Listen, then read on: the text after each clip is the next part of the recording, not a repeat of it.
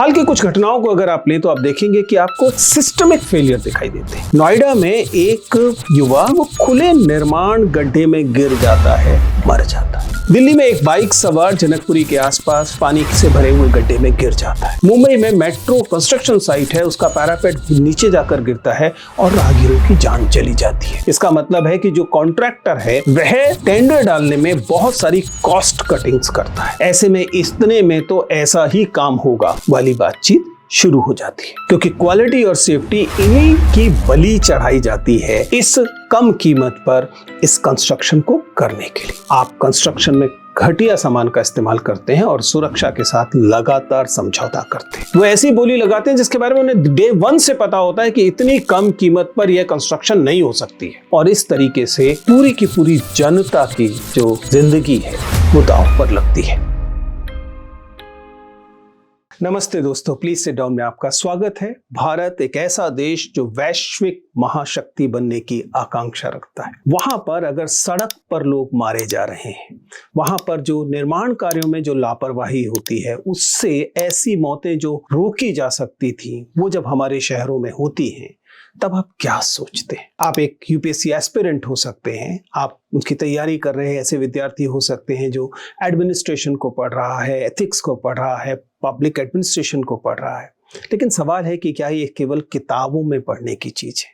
जमीन पर जब हम इनमें असफलताओं की वजह से आम नागरिक को कीमत चुकाते हुए देखते हैं, तब कोई इसके बारे में बात क्यों नहीं करता? सवाल वही है कि क्या हमारे लोकतंत्र में इन जिंदगियों की कोई कीमत नहीं है, और अगर है तो फिर जिम्मेदार कौन है?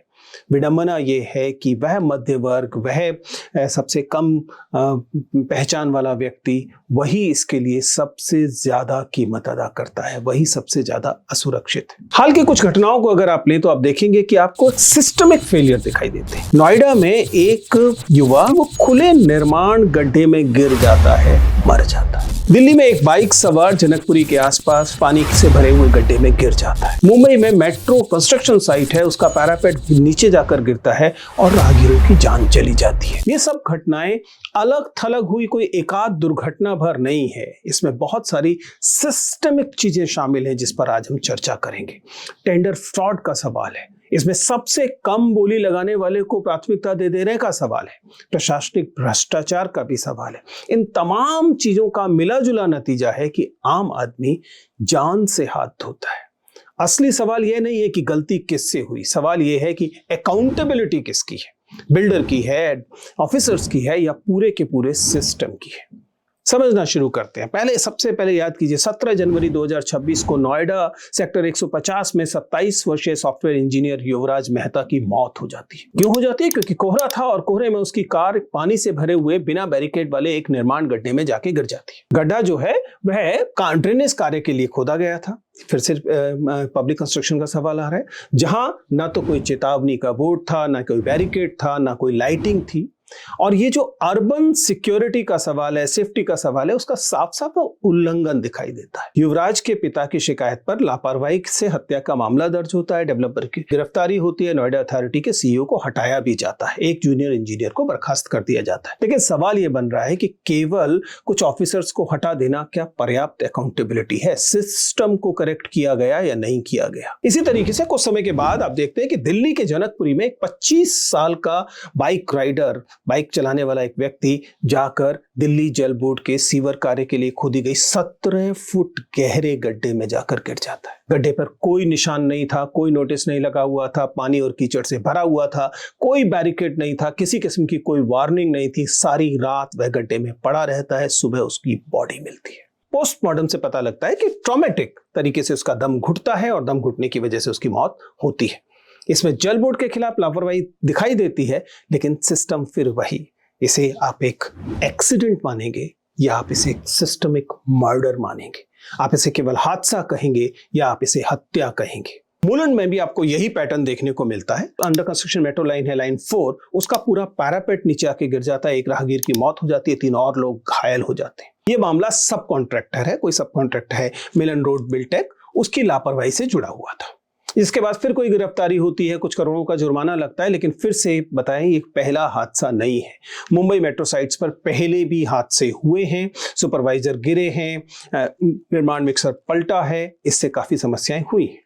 इन हादसों में आपको सामान्यतः एक तरह का रेगुलेटरी ओवरलैप और सिस्टमिक फेलियर दिखाई देता है। सबसे पहले तो यही समस्या रहती है कि कौन सा एक्ट, कौन सा कानून लागू होगा। फैक्ट्रीज एक्ट भी है और BOCW एक्ट भी है जो कि 1996 का है। इनके बीच में ओवरलैपिंग है। ऐसे ही इंस्पेक्टर्स या तो नहीं है या इंस्पेक्टर्स के पास पर्याप्त सुविधाएं नहीं है। सेफ्टी को एक एडिशनल एक्सपेंसेस की तरह देखा जाता है। इन सब से मिलकर एक तरह का एक ऐसा सर्विलेंस सिस्टम तैयार होता है जो कि बेहद कमजोर है और उसमें भी भ्रष्टाचार है, जिसका परिणाम यह होता है कि जूनियर इंजीनियर से लेकर और पॉलिटिकल एग्जीक्यूटिव तक लोग टेंडरिंग के पूरे प्रोसेस में, इस कंस्ट्रक्शन के पूरे प्रोसेस में और परमिशंस के प्रोसेस में शामिल होते हैं। इस पूरे के पूरे ढांचे में कई और समस्याएं हैं। अक्सर भारत में जिस बात को कहा जाता है वो कहा जाता है L1 प्रॉब्लम। L1 प्रॉब्लम का मतलब है कि जब भी कोई पब्लिक इंफ्रास्ट्रक्चर खड़ा हो रहा होता है तो उसमें टेंडर, उसमें जो निविदा है, उसमें जो ठेका है वो किसे दिया जाएगा, इसको लेकर हमारे यहाँ नियम है L1, यानी कि लोएस्ट बिडर।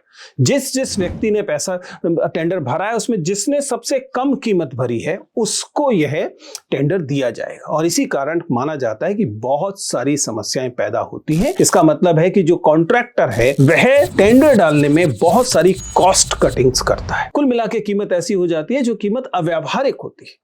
आपको याद होगा जब हम लोगों ने NTA को लेकर इस पर चर्चा की थी, बताया था कि कैसे जो पब्लिक एग्जामिनेशन है उसमें लोएस्ट बिडर को देने की वजह से कम योग्य एजेंसीज के पास टेंडर चला जाता है और उसके बाद फिर परीक्षा व्यवस्था में सारी की सारी अव्यवस्थाएं आती हैं, सुविधाओं की कमी आती है, इंफ्रास्ट्रक्चर की कमी आती है। बिल्कुल ऐसा ही पब्लिक कंस्ट्रक्शन में भी देखने को मिलता है। होता यह है कि जिसने सबसे कम बोली लगाई है उसको व्यवहारिक तौर पर उसके पास ये तरीका ही नहीं है कि इतने कम पैसे में एक अच्छा क्वालिटी कंस्ट्रक्शन कर सके, लेकिन उसने उसके बावजूद सबसे कम बोली लगाई। अब उसको यह टेंडर मिल गया। अब यह टेंडर वह लगातार कॉस्ट कटिंग करेगा और उसमें भी संभवतः उसे भ्रष्टाचार की वजह से कुछ और पैसा भी देना पड़ेगा। ऐसे में इतने में तो ऐसा ही काम होगा वाली बातचीत शुरू हो जाती है। अगर इस पूरी की पूरी प्रक्रिया को देखें तो manual for procurement of work 2019 जो है वह दिखाता है, जो दिखने में तो आपको ट्रांसपेरेंट दिखाई देता है, लेकिन इसमें जो समझौता होता है वो एक तो क्वालिटी के साथ होता है और दूसरा सेफ्टी के साथ होता है, क्योंकि क्वालिटी और सेफ्टी इन्हीं की बलि चढ़ाई जाती है इस कम कीमत पर इस कंस्ट्रक्शन को करने के लिए। क्योंकि ठेका मिलने के बाद जब आपको इंप्लीमेंट करना पड़ता है, जब आप वर्क प्रोग्राम बनाते हैं, सेफ्टी ऑडिट देखते हैं, आप स्टैंडर्ड्स को देखते हैं, उनकी रिपोर्ट तैयार करते हैं, तो आपको समझ में आता है कि इतने पैसे में तो काम हो ही नहीं सकता। फिर आप सेफ्टी के साथ कॉम्प्रोमाइज करते हैं, आप मजदूरों की मजदूरी के साथ कॉम्प्रोमाइज करते हैं, आप कम स्किल्ड लोगों को लगाते हैं, आप कंस्ट्रक्शन में घटिया सामान का इस्तेमाल करते हैं और सुरक्षा के साथ लगातार समझौता करते हैं। अगर आप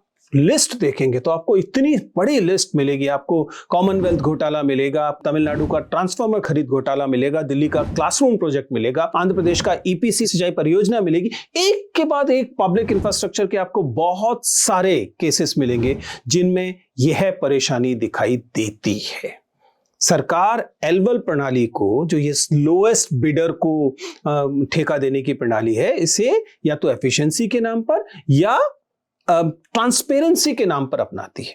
वो कहती है कि ऐसा इसलिए किया जा रहा है क्योंकि इससे हम तय कर सकते हैं कि पक्षपात नहीं होगा, किसी को भ्रष्टाचार के कारण ठेका नहीं दे दिया जाएगा। लेकिन हकीकत यह है कि कम कीमत वाले ठेके भी भ्रष्टाचार से ही आते हैं।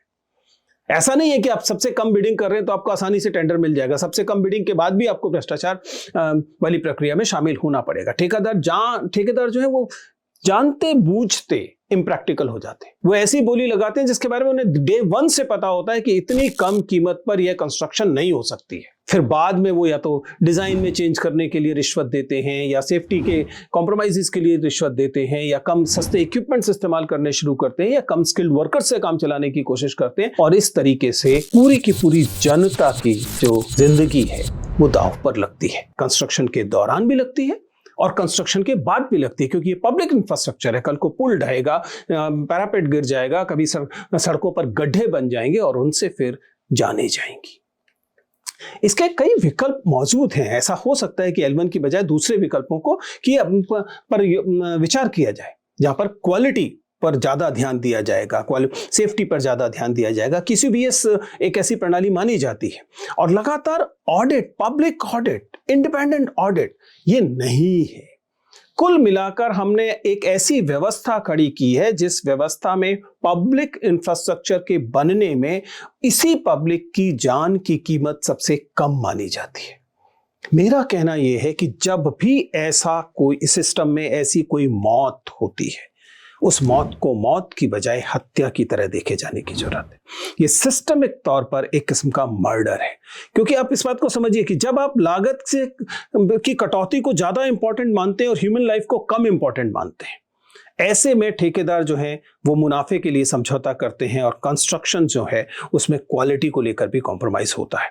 और जाहिर है कि इसमें भ्रष्टाचार तो शामिल होगा, इसमें रिश्वत शामिल होगी, दूसरी चीज भी शामिल होगी।